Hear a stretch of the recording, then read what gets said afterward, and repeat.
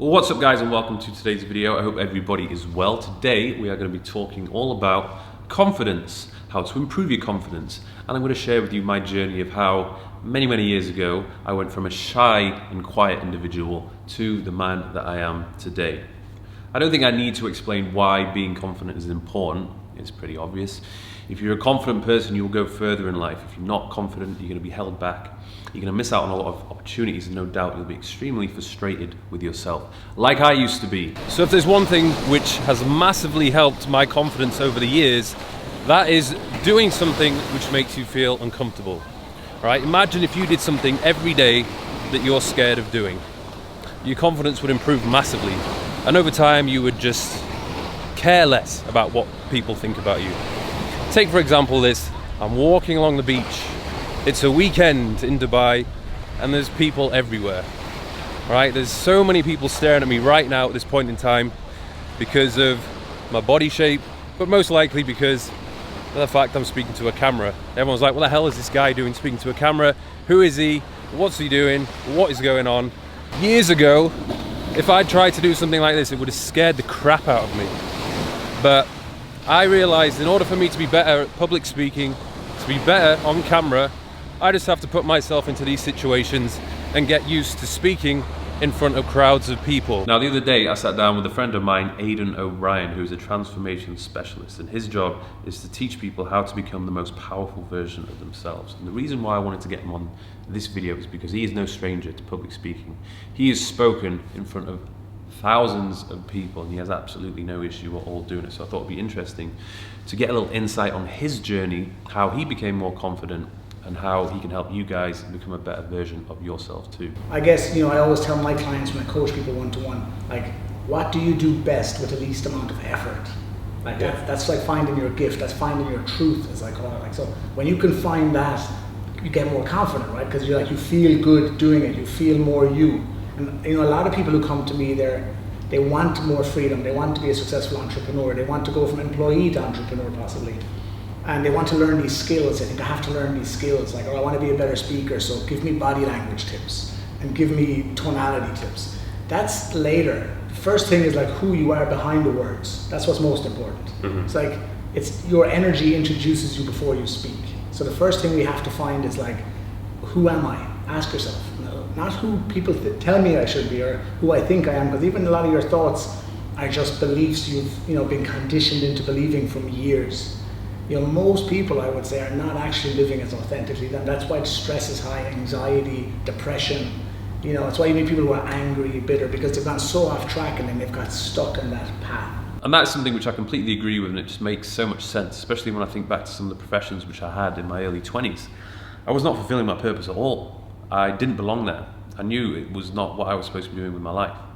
And when you're doing that, you just don't really feel that confident in yourself, particularly when people ask you what it is that you do for a living. You're almost embarrassed to talk about it. You don't really have that much pride in telling people, what you spend a lot of your time doing. And I'll always remember this conversation which I had at dinner time with my girlfriend and her parents. It was the first time I'd ever met her parents. Now bear in mind, this girl I was going out with, she was 5 years older than me. I was 21, she was 26. She was a beautiful girl. And I knew for a fact she dated guys who were very wealthy and had very successful careers. So there's me, this 21-year-old kid, just rocking up to the house, and I was dreading the question, the inevitable question, where the parents were going to ask me, so Mike, tell us what you do for a living. And I remember I was just like, I was embarrassed, I was just not even confident to talk about it. I was like, oh, well, I work in retail, I'm a store manager for Hollister. And I knew they were just not impressed at all. They were like, oh, that's cute. Showed no interest. And I know for a fact they were thinking in the back of their head, what is our daughter doing with this young kid who's working in retail? He's not really going anywhere, and he most likely doesn't have any money.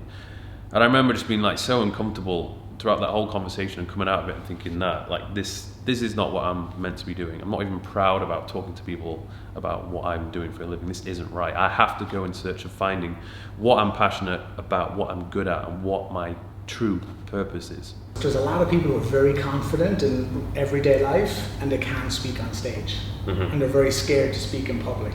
And you know, I always say that it's really how in alignment you are with what you're doing, what you're speaking about. So if you're doing what you're meant to do, if you're living completely in alignment with who you're truly meant to be, you can speak about that. The problem with people is when they get up on stage, when they're doing something, they're in a job, and they're asked to talk about something they really don't care about or they don't love. That's why you suffer, I think, on stage as a speaker.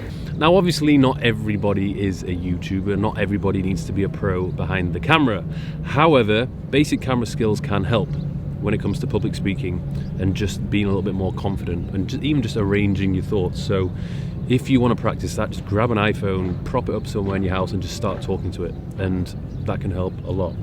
But if we go back to the basics, the fundamentals of trying to be more confident, there's a lot of easy things which you can do. If you look good, automatically you're going to feel good, okay? So first of all, you need to fix your appearance. If you're out of shape, you need to get yourself in shape, okay? Start going to the gym, start working on your physique, lose body fat, build muscle mass. You're going to start feeling better about yourself.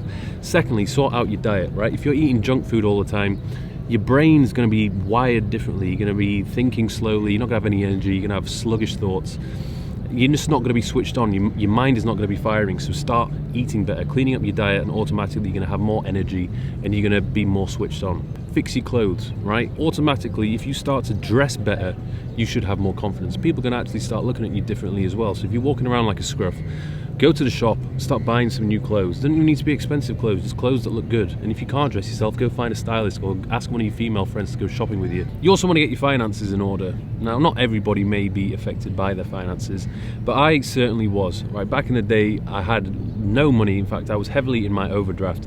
I didn't really feel that confident about myself, especially when I was around people who were making a lot of money and they were doing well for themselves, right? They were all talking about business, what they were doing with their money, and I was just sat there like, oh well, yeah, I'm literally broke, I literally have no money. So I went on a mission to try and sort my finances out, and then once I had some nice money coming in, I had some disposable income, I felt a lot better, you know.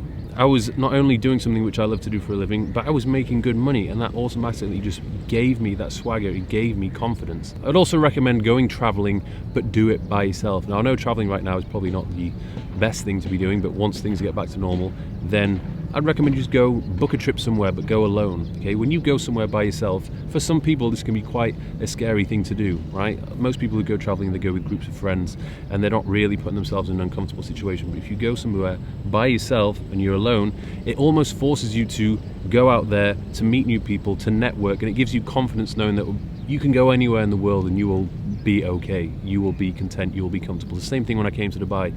I came to Dubai, I didn't really know anyone. It was a scary thing to do, it was a risk, but I was confident in myself knowing that if I could do this, then, you know, there's nothing that I wouldn't be able to do. And I came here and I succeeded, I thrived, and I feel even more confident than I was beforehand. Now, when it comes to confidence with the ladies or the opposite sex or the same sex, whatever floats your boat, there may be some issues with some of you. Some of you might be completely cool with it and have no problem at all, but it tends to be the case, particularly with some of the guys out there. They do struggle with whether it be talking to or approaching women.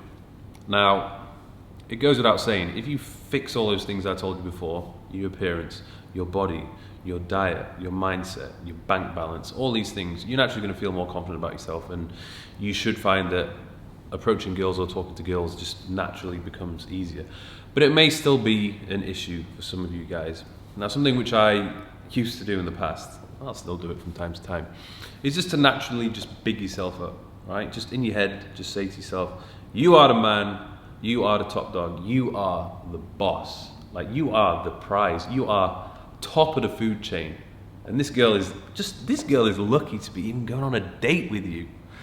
So obviously it's over the top, it's over exaggerated, but if you just kind of keep like saying that to yourself and bigging yourself up, then naturally you'll start to like get into your groove and into your confidence. I never really had a problem with women when I was in my early 20s. You know, if it was a one-to-one scenario with the girl, I was completely fine. Like, I had the chat. I mean, my chat was not great when I was in my early 20s, but it wasn't terrible. The thing I struggled with the most was approaching a stranger. So like a cold approach. The thought of going up to a random girl and just trying to talk to her used to like scare the crap out of me. So I just straight up wouldn't do it. I can't even tell you how many opportunities I missed out on because I was just too scared to go up to that woman. Now, how do you get better at doing that? Well, just practice a lot of the time. Imagine if you just say to yourself, okay, every single day you have to get one girl's phone number, right? Doesn't matter who they are, you just have to at least come away with one phone number. That, no doubt, will be really daunting for a lot of you guys. But if you just keep practicing doing that and get over being rejected, because you are going to get rejected a load of times, and it is going to be horrendously uncomfortable. But you are going to get better at it, right? You're going to be more confident. You're going to care less about the rejection, and you'll have so much confidence, and it'll feel so normal that your success rate is going to be greater. And that's something which I did, and it pays off. But obviously, your conversion rate is going to be higher if, again, you fix your appearance, get your body in shape, start wearing nice clothes, and you just have that natural sort of swagger about you. I wouldn't say like I am the absolute pinnacle of confidence. No, there's still little insecurities there. There's still things which I need to work on, but it's been a hell of improvement over the past decade.